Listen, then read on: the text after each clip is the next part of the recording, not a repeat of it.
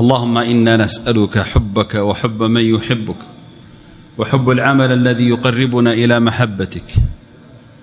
اللهم يا مولانا إن من أحببته توليته، ومن توليت أمره فلن يضل ولن يشقى، ففي رزقه سيجد لكل ضيق مخرجا، وفي حياته سيجد الفرج بعد الكرب، وفي صدره سيجد الانشراح بعد الضيق.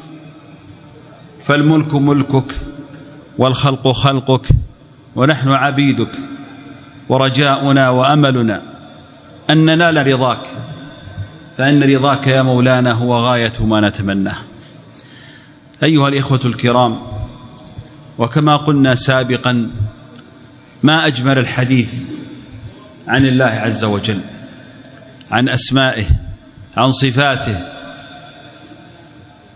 لأن من تأمل في هذه الأسماء العظام والصفات العظام فإنه سيجد العجب العجاب في حياته، من حلم الله وصبر الله وكرم الله وقوة الله وعطاء الله ولطف الله. ولولا صبر الله على عباده لهلك الناس والله، لكنه رحيم حليم، يصبر ويعفو ويغفر ويفتح الأبواب للتائبين ويبسط الأيادي للسائلين. لماذا؟ لأن الله عز وجل يحب أن يرحم العباد، ولم يخلقهم ليعذبهم جل جلاله. الصبور يا إخوة معناه هو الذي لا يعجل العقوبة على مستحق العقوبة، الذي لا يعجل العقوبة على مستحق العقوبة، هذا معنى الصبور. وهذا واضح في تعامل الله عز وجل مع العباد. اسمعوا إلى قول الله تعالى: ولو يؤاخذ الله الناس بما كسبوا.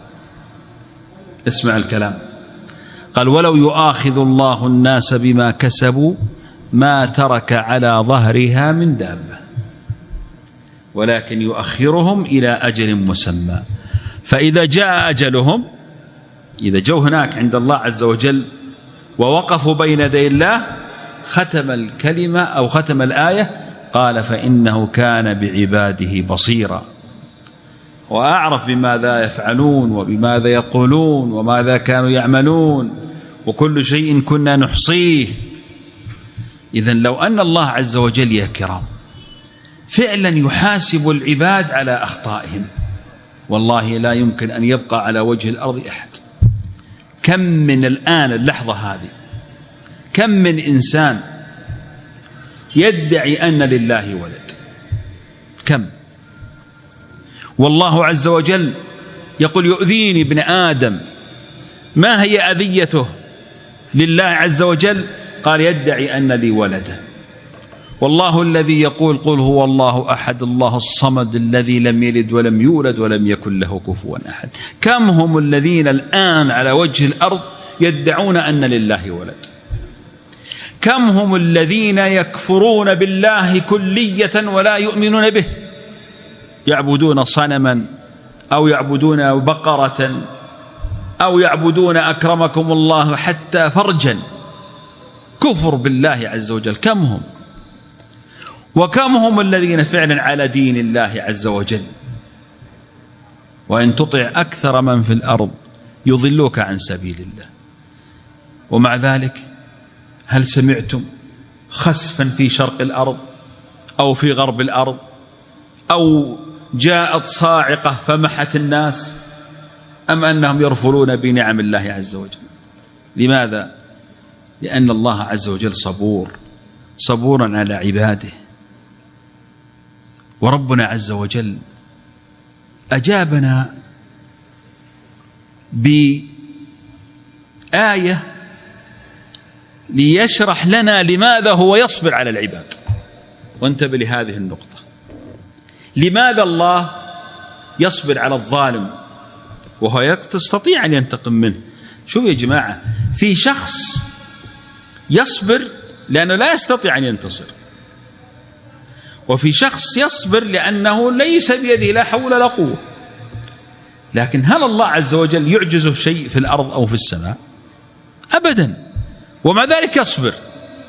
لماذا يا رب؟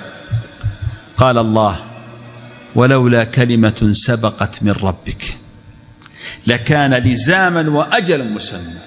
ما هي الكلمة التي سبقت من الله؟ قال: إن رحمتي سبقت غضبي. ولذلك لا يجري الغضب جل جلاله إلا بعد أن يمهل ويفتح الباب للرحمات، فيرسل الرسل وينزل الكتب ويفتح الآفاق ويضع المواسم خلف المواسم من أجل أن يتوب العباد. لماذا؟ لأن الله لا يستعجل بالعذاب جل جلاله، وهذا من شدة رحمته. وفعلا يا إخوة، كم من أقوام عاندوا فصبر عليهم أنبياؤهم ثم عادوا، وكم من أقوام لما لم يعودوا انتقم الله منهم، مثل ما قرأ إمامنا حفظه الله قصة نوح مع ابنه. ونوح هذا النبي العظيم الذي ضرب أروع أنواع أمثلة الصبر. أيوب يضرب فيه المثل بصبره، أليس كذلك؟ كم صبر على الأذى؟ 16 سنة. نبي الله صبر 16 سنة على الأذى. نوح كم صبر يا أخوان؟ 950 سنة وهو يصبر على المستهترين الذين كانوا يمرون عليه فيقولون يسخرون منه عندما يرونه يصنع السفينة، فيقول: إن تسخروا منا فإنا نسخر منكم كما تسخرون. ونوح الذي كانت زوجته وابنه ليسوا على دينه ومع ذلك صابر في دعوته. ونوح الذي أمضى قرابة 1000 سنة يدعو الناس وما آمن معه إلا القليل.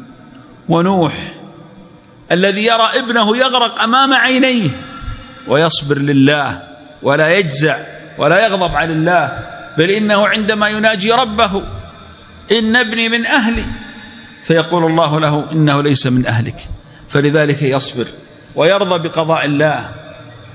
ثم بعد ذلك، بعد أن يقص الله لنا قصة نوح، يقول لنبيه صلى الله عليه وسلم: فاصبر إن العاقبة للمتقين. والله لا يمكن أبدا أن يخذل عبد صبر لله عز وجل أبدا، لأن هذا الدين مبني على الصبر. ومن هنا نستقي الدلالة العظمى في تعلم اسم الله الصبور، أن يكون له أثر في حياتنا في الصبر. تأمل صبر الله على خلقه، ثم اجعل لهذا الأمر أثر في حياتك، أثر في دينك. أنت دينك عندما تحافظ عليه ماذا يقول الله لك؟ يقول: فاصبر نفسك، اصبر نفسك مع الذين يدعون ربهم بالغداة والعشي. ربنا عز وجل يطلب منك أنك تصبر نفسك مع الصالحين، مع الذين يصلون بالليل والنهار في بيوت الله، مع الذين يرفضون المنكر ويفعلون الطاعة. اصبر نفسك معهم. لماذا؟ لأن العاقبة للمتقين. الله سبحانه وتعالى عندما يبتليك بهذه الدنيا فاعلم أنها مبنية على الصبر. كلنا مجبولون على حب المال، أليس كذلك؟ ومع ذلك يقول لك: لا تأكل الحرام، مع أنك تحب المال. قذف في قلبك حب المال، ثم قال لك: هذه الدنيا قدامك، تستطيع أنك تسرق وتغش وترابي، فإن صبرت ظفرت.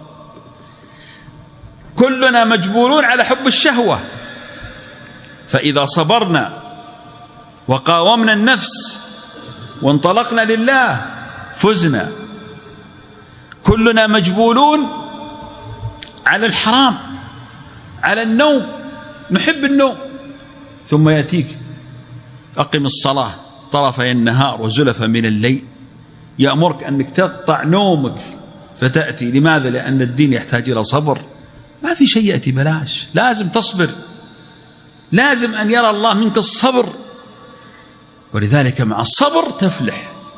يا أيها الذين آمنوا اصبروا وصابروا ورابطوا واتقوا الله لعلكم تفلحون. الله عز وجل يصبر، وأيضا في نفس الوقت صبره ليس نهايته أنه لا يعاقب. شوف يا أخوان، في صبر بلا عقاب، هذا اسمه حلم ليس اسمه صبر. صبر بلا عقاب هذا اسمه حلم ليس صبر، وهذا لا يليق بالله عز وجل. كيف؟ الآن مثلا لما يرى الله عز وجل العبد الكافر مثلا هذا الذي يعيث في الأرض شرا وفسادا وينشر الرذيل في كل مكان، ثم يصبر الله عليه ولا يعاقب، هل هذا عدل؟